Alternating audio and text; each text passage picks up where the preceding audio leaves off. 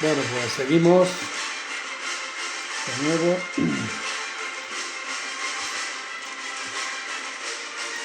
Habíamos quedado Francia en la Gran Guerra, posteriormente llamada Primera Guerra Mundial. Bueno, y vamos a seguir unos minutos más con la Gran Guerra porque, a ver, no había llevado un orden, había dicho 4 o 5 cosas sueltas y...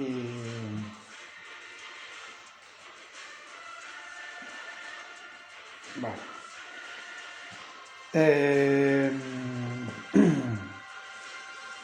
Vamos a ver las causas.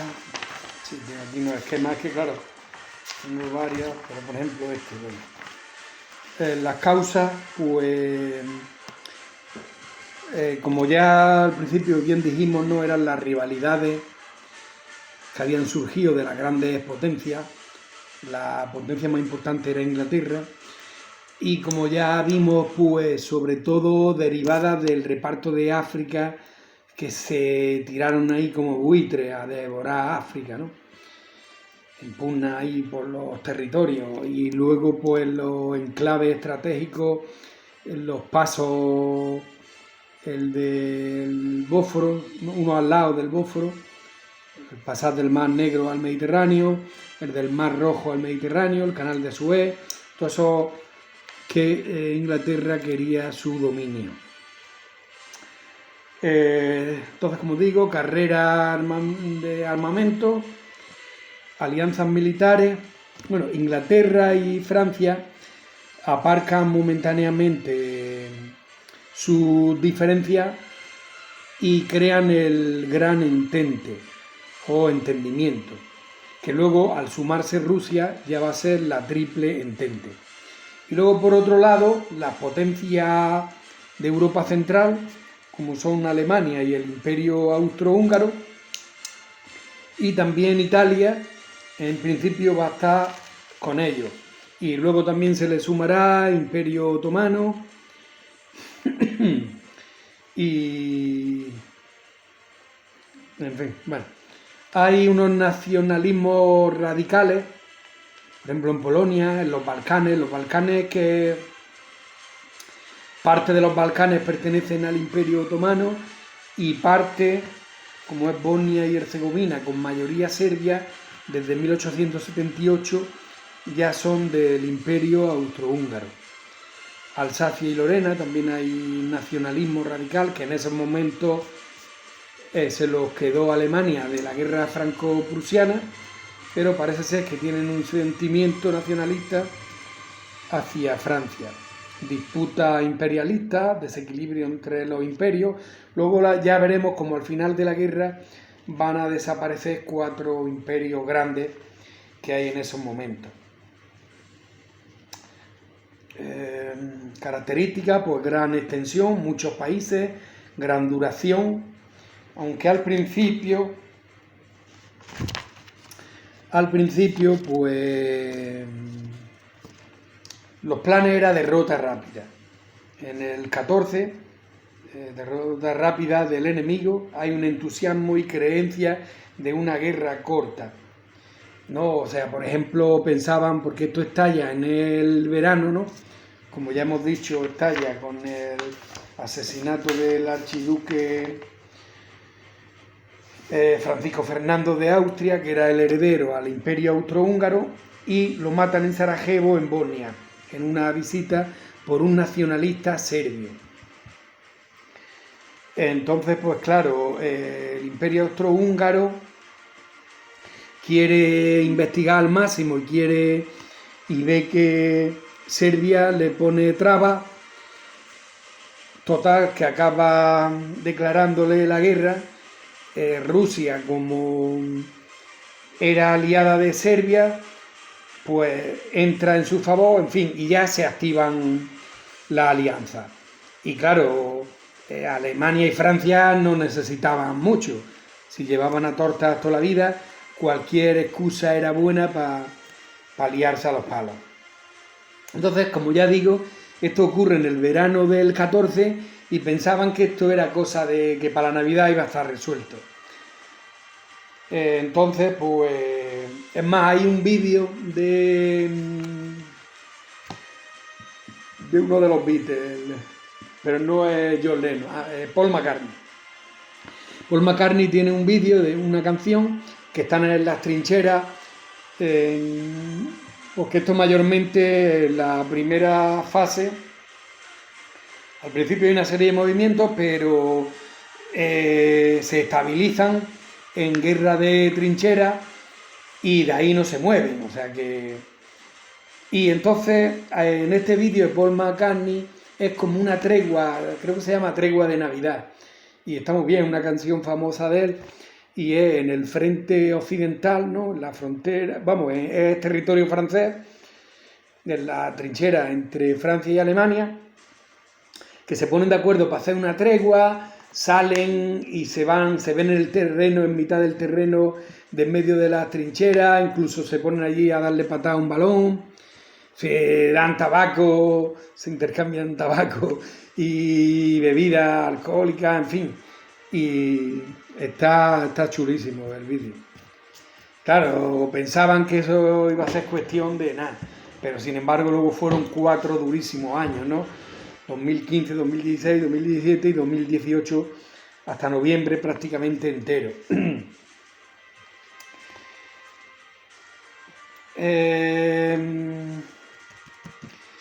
Bueno, y ya por acabar este esquemita, después estalla la Revolución Rusa y entra Estados Unidos, lo cual, que estas dos cosas ahora nos vamos a detener.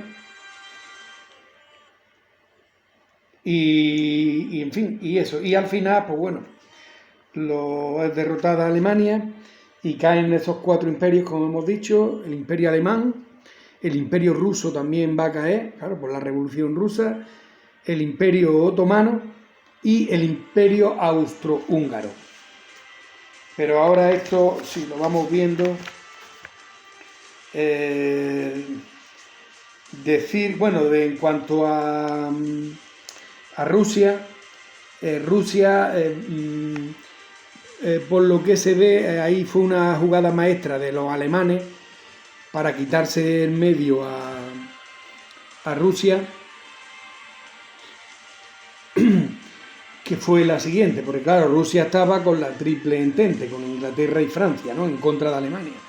Entonces Alemania, para quitarse a Rusia, pues coge, y como Lenin está exiliado en Suiza, pues le sufragan le promocionan un viaje, le pagan, le ponen un tren blindado para él, todo su séquito y su guardia, que lo lleva pues prácticamente a la que luego sería Leningrado, ¿no?, a la que es ahora San Petersburgo, con el objeto de que acabara la revolución, porque la revolución se había iniciado, o sea que no es todo el mundo se cree que la revolución la hizo Lenin, ¿no?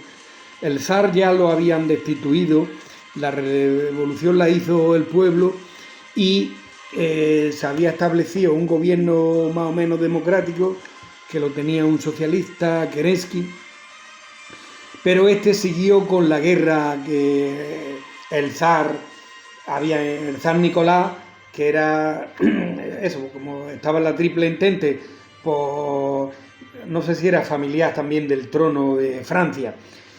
Entonces, una vez ya Rusia hecha la revolución, pero siguen en guerra, ellos siguen ayudando a Francia con Kerensky, y cuando llega Lenin allí, ese va a ser el argumento para hacerse con el pueblo, de que eso, de que estaban pasando hambre, de que qué hacíamos en una guerra imperialista, en fin, eso se cundió por los frentes, desmoralizó a los soldados, incluso cuando da su golpe, que se hace con el Palacio de Invierno y ya llega al poder, Kerensky huye, entonces pues empieza a expropiar tierra y a repartir tierra, y claro, los propios soldados en el frente pues dicen, ¿qué contra hacemos aquí? Si allí están repartiendo tierra, vámonos allí a ver si nos dan tierra. O sea que prácticamente desertan. Entonces Rusia abandona la Primera Guerra Mundial. Eso le va a costar mucho terreno, porque mucho terreno del que hoy es parte de Polonia. Pero en fin, Lenin cede mucho terreno, pero no abandona la guerra, la Primera Guerra Mundial. Y a continuación pasa también, como había también mucha actividad en tema acuático, un submarino alemán hunde el Lusitania, un buque, y mueren 128 estadounidenses, y eso hace que Estados Unidos entre en guerra también a favor de los aliados, y entonces ya pues al final va a contrarrestar el hecho de que se haya ido Rusia, pero llegan los norteamericanos y ya va a decantar la balanza hacia la Triple Entente, hacia los aliados, y aunque bueno, Rusia ya va a seguir su camino aparte, pero sí Francia va a ser vencedora, y al final la gran vencedora va a ser Estados Unidos. Y o sea que Inglaterra va también a sufrir bastante merma de poder. Pero bueno, vamos a ir con lo nuestro, que ya... Bueno, pues entonces Francia, como digo, contaba con el apoyo diplomático británico. Movilizó las tropas el 1 de agosto del 14 y Alemania le declaró la guerra, ¿no? Como ya digo, no necesitamos mucho. Alemania tenía un plan que era la rápida invasión de Francia. Desplazó sus tropas a Luxemburgo y a Bélgica para atacar desde ahí. El Reino Unido, como garantizaba la independencia belga, declaró la guerra a Alemania el 4 de agosto. Francia, por su parte, puso en marcha un plan que incluía la invasión de Alemania a través de Alsacia y Lorena, mediante el ataque a ultranza. Las primeras confrontaciones formaron parte de la batalla de la frontera. La ofensiva francesa se enfrentó a grandes pérdidas humanas que trajeron como resultado el repliegue. O sea, Francia se tuvo que replegar. Esto era 44, 45. Las tropas alemanas avanzaron y prácticamente llegan a 65 kilómetros cerca de París. El gobierno francés se había trasladado a Burdeos. El avance alemán fue detenido en la primera batalla de Marne, en septiembre del 14, por los primeros ejércitos aliados. No Estados Unidos, pero bueno, de Francia e Inglaterra. La guerra de movimientos dio paso a la guerra de posiciones, ¿no? Lo que hemos dicho antes, ¿no? Trinchera y ya está, que ahí era una trinchera a otra, se tiraban bombas, pero no era tan sangrienta como los enfrentamientos de guerra abierta. Bueno, dio paso a guerra de posiciones en el frente occidental. Las trincheras entre el Mar del Norte y la frontera con Suiza. Entre el 15 y el 17 no hubo grandes cambios. Sí hubo un intensivo y extensivo de uso de artillería, alambres de púa, aviones de guerra y armas químicas. Las batallas del frente occidental destaca la batalla de Verdún, ya del 21 de febrero a diciembre del 16, prácticamente un año. La batalla de Somme, del 1 de julio al 18 de noviembre del 16, las dos batallas más sangrientas de la historia. La entrada de Estados Unidos del lado de los aliados, el 6 de abril del 17, significaría un alivio para las tropas francesas. Y aquí tengo yo puesto, un submarino alemán hunde el buque Lusitania, mueren 128 estadounidenses. Estados Unidos decide entrar en guerra. Rusia abandona la guerra por Lenin, que fue financiado para marchar a Rusia a hacer la revolución. Pierde un grueso de terreno y los soldados desertan. Bueno, lo que ya he explicado antes. Bueno,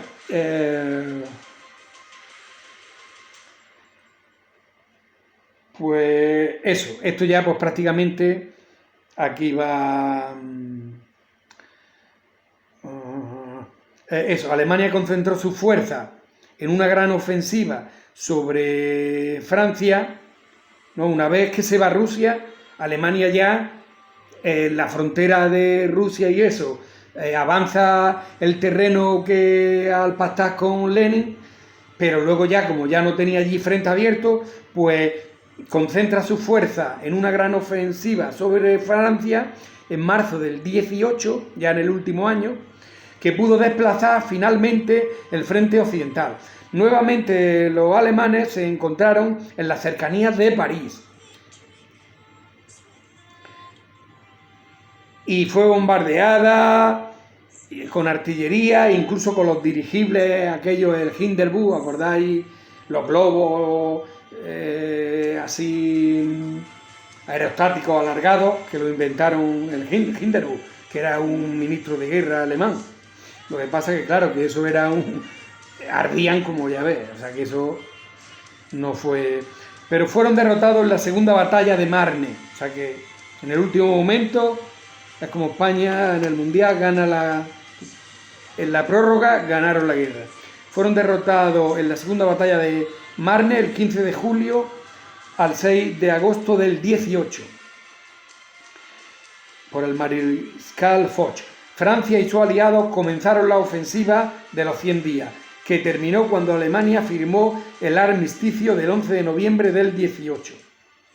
El Tratado de Versalles fue firmado en junio del 19, en el mismo lugar donde Francia había aceptado su derrota en la guerra franco-prusiana, ¿no?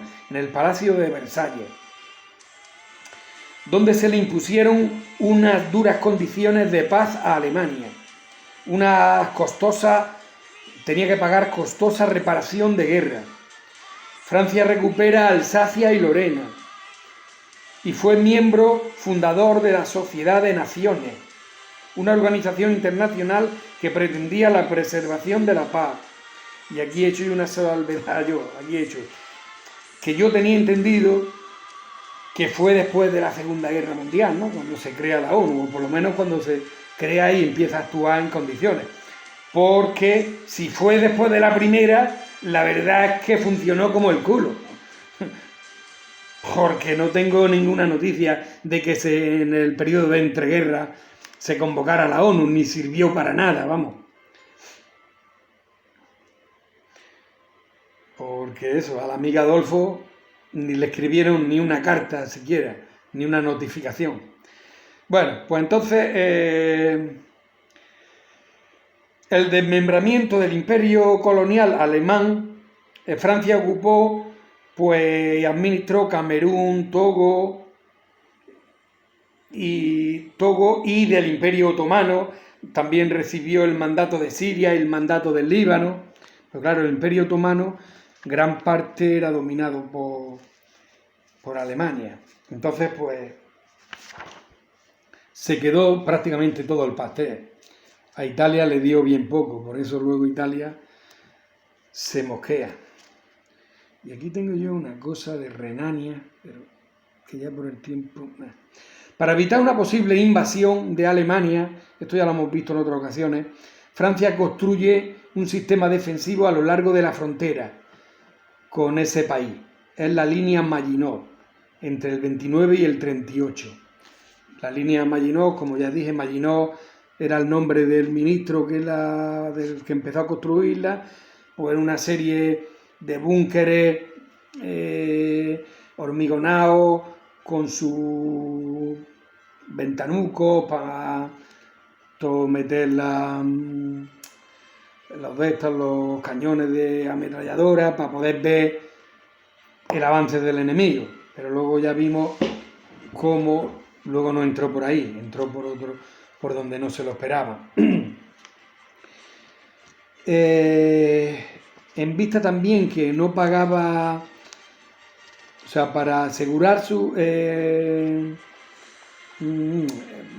asegurarse el Tratado de Versalles y ante la demora de que Alemania se demoraba en pagar las indemnizaciones, Francia ocupó también la región de Ruhr entre el 23 y el 25.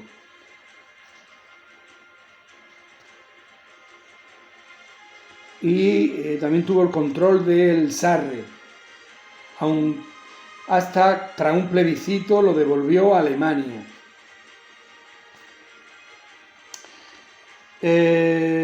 Luego llega la Gran Depresión del 31, ¿no? Porque fue el crack de la bolsa del 29 de Estados Unidos, que llega a Europa entre un año o dos después, 30-31, que Francia estaba creciendo casi al 5% su Producto Interior Bruto y cae en el 31 al cero prácticamente. Pero no, aquí no llegó a haber crisis bancaria. En Francia se crea un Frente Popular, que eso había salido de la Segunda Internacional o Tercera Internacional ya comunista por Stalin, y estamos hablando que estamos ya en el... sí, claro, esto es el 36. Claro, porque es que estoy ya por el periodo de entreguerras. Pues bueno, digo esto y corto. Crea eso, un Frente Popular, aunque bueno, aquí lo voy a dejar aquí. Porque esto he corrido demasiado. Bueno, pues entonces aquí lo dejo y me quedan unos minutillos y vamos a ver... lo que me había quedado, ¿os acordáis que habíamos visto los dos casos característicos de que Italia primero está formando parte de la gran alianza de las potencias centrales europeas, ¿no? De Alemania y del Imperio Austrohúngaro, aunque bien con este tenía unos pequeños incidentes ahí en el norte de Italia y que le reclamaban a Austria, unos pequeños territorios que estaban por ahí apuntados, pero no me acuerdo ahora mismo. Bueno, la cosa es...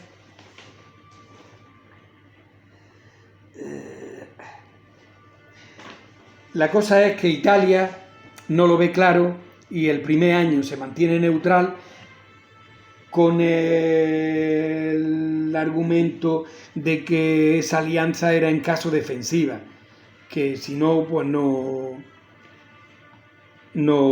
entraba, o sea, para atacarnos. Pero luego ya le hace unas propuestas a Inglaterra de una entrega de territorio en África y total, que ellos ya lo vieron claro y ya entran con la triple entente. O sea que al final Italia acaba vencedora, aunque como ya vimos apenas no se lleva del reparto del pastel prácticamente nada, y eso es lo que va a desembocar en su nacionalismo, que desemboca en su fascismo de Mussolini. Y ahora el caso de Rumanía, que ahí fue donde me lié un poco. El caso de Rumanía, pues bueno, Rumanía es que hay que decir que en ese momento no era la gran Rumanía que llegó a ser, ni la de hoy. O sea que en ese momento era Valaquia y Moldavia, se habían unificado y habían formado con las dos provincias más antiguas, con Besarabia y Dobruja, pues más o menos Rumanía en 1878. Pero claro, le faltaba gran parte, que esto es la región de Transilvania y Bucovina, que esas las tenía el Imperio Austrohúngaro. Entonces, claro, al principio eran prácticamente estaban con el Imperio Austrohúngaro, aunque le tuvieran esa... Pero, claro, la Triple Entente le ofrece militar con ellos a cambio que si ganan le van a dar Transilvania, pues entonces no se lo piensan. Entonces Rumanía, que no estaba entera unificada, el primer año está neutral y en 1916 entra a favor de la Entente, porque le promete unirse a Transilvania si ganan. Entonces al principio todo esto va a fenómeno, porque efectivamente entran y se anexionan y forman la Gran Rumanía, pero claro, luego hay un momento en que tienen que retroceder, que tienen que refugiarse el gobierno prácticamente en Moldavia, defendidos por 500.000 soldados rusos. Y hay un momento en que, claro, aquí también en Rusia se ha producido la Revolución Rusa. Ay, ya me he colado.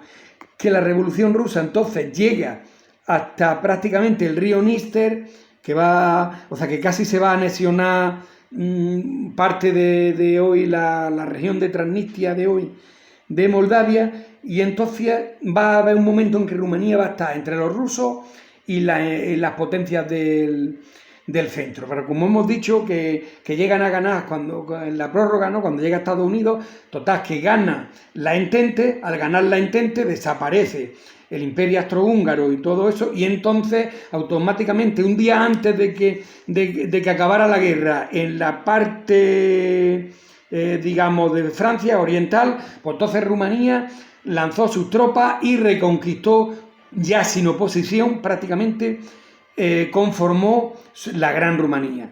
Y de todos lados de habla en Rumanía, en el Tratado de Bucarest.